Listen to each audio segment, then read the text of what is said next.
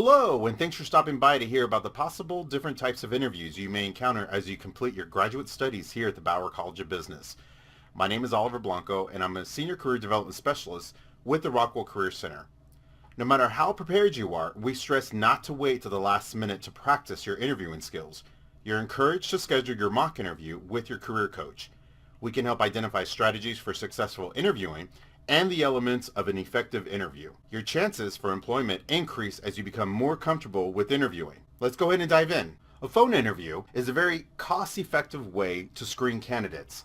These can last anywhere between 10 to 30 minutes. You should prepare for it like an open book test. It is recommended that you have in front of you your resume, the job description, a list of references, some prepared answers to challenging questions, and perhaps something about the company. It is extremely important to be in an area with good reception if phoning from your cell phone with no background noise. You do not want the chance of a dropped interview call. Because they can't see your body language, the vast majority of communication is nonverbal, so it is critically important to have positive and polished responses with an energetic tone and inflection. Be sure to ask what the next steps are, and yes, remember to smile. This will help your tone sound engaging and friendly. Virtual interviewing is becoming popular among employers. Be sure the technology being used for virtual interview is installed and working prior to your interview. Test the internet connectivity as well as microphone and camera to ensure no technical difficulties arise. Technology glitches on the day of the interview send the wrong impression, casting doubts on your interest in the job, your technological savviness, and your ability to solve problems. Also, avoid jokes about the online job interview process. Do not talk about how surreal it is to interview with someone virtually because it makes you look inexperienced, especially if the job is in a technical field. In a nutshell, act like you've been there before. If possible, position your computer and webcam with a blank wall behind you. If that's not possible, manipulate the background so it appears you are in a professional setting. Think bookshelves in the background rather than a messy background. Turn off the television, radio, or other possible noise distractions before beginning, and make sure pets and children are situated so they don't make unannounced guest appearances. Dress for a virtual interview the same way you would for an in-person interview. Avoid wearing bright and distracting colors or jewelry that jingles. You want the interview to focus on you, not your outfit. Sit up straight. Maintain the illusion of eye contact by looking at the webcam and not at the image on your computer screen. And don't slouch, yawn, or fidget. Check out Interview Stream, one of the many RCC resources available to you to practice virtual interviewing. You'll be able to rehearse your responses to potential questions so they are clear. Try to eliminate the ums and the uhs from your sentences and pay strict attention to grammar. If you're sharing a screen and are asked to type during your virtual interview, make sure you type carefully and read your questions before hitting send. No grammatical errors or typos. And remember, be yourself. Traditional face-to-face interviews are the most common types of interviews. They typically are one-on-one exchanges. To prepare, you'll want to know the length of the interview, which can usually range between 30 to 90 minutes.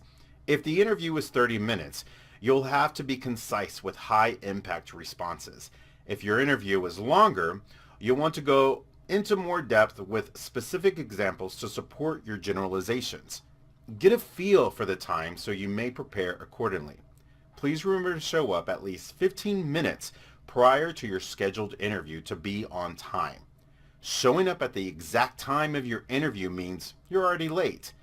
It is also best to be professionally dressed. Different industries have different professional attire definitions. You are welcome to ask what the appropriate attire is. When in doubt, always be professionally dressed. Be mindful, the interview starts the minute you walk through the door, so remember to politely address their front desk staff as well as others you may encounter. Candidates interviewing with small groups or panels can be an intimidating experience, especially if you're not prepped. You will have a chance to meet several decision makers at once. Panel type interviews are an efficient way to interview candidates and allows for different interpretations or perceptions of the same answer. Be sure to make eye contact with each person no matter who asks the question. It is important to establish rapport with each member on the interview team. If you can, write down each person's name as they introduce themselves. This will help with your follow-up thank you. When answering questions, remember the STAR method of behavioral interviewing. The theory behind behavioral interviewing is that past performance in a similar situation is the best predictor of future performances. This type of interview probes much deeper than traditional interviewing techniques. You should prepare by thinking of specific examples that demonstrate your competence in core behaviors such as teamwork, problem solving, creativity, communications, flexibility, and organizational skills. No matter what kind of interviewing style you encounter, your ability to provide appropriately detailed answers to the interviewer's questions will give you a substantial advantage over candidates who give more general answers. Try not to allow the interview to screen you out. Providing an in-depth response using the STAR method will help you detail a specific situation you are well aware of. Then think of the tasks you were involved in, which actions needed for a positive, quantitative, end result. And there you have it. You'll be a star in your next interview. You may be asked to demonstrate your problem-solving skills. The interviewer will outline a situation or provide you with a case study and ask you to formulate a plan that deals with the problem. You do not have to come up with the ultimate solution. The interviewers are looking for how you apply your knowledge and skills to a real-life situation. Speak and reason aloud so interviewers have a full understanding of your thought process. Before answering a case interview question, be prepared to ask the employer numerous questions for clarity and informational purposes. Most employers will provide responses that could result in additional inquiries. The more you're able to analyze and dissect that case study, the more you will likely impress your interviewer. It is acceptable, even encouraged, to bring a pad of paper and pencil. Most interviewers will allow you to take notes and jot down thoughts as you work through the case. Remember to come into the Rockwell Career Center. Let's conduct a mock interview and go over common interview questions. Let's be prepared when interviewing with potential employers, and let's show these hiring employers Bauer has the talent to move any organization forward.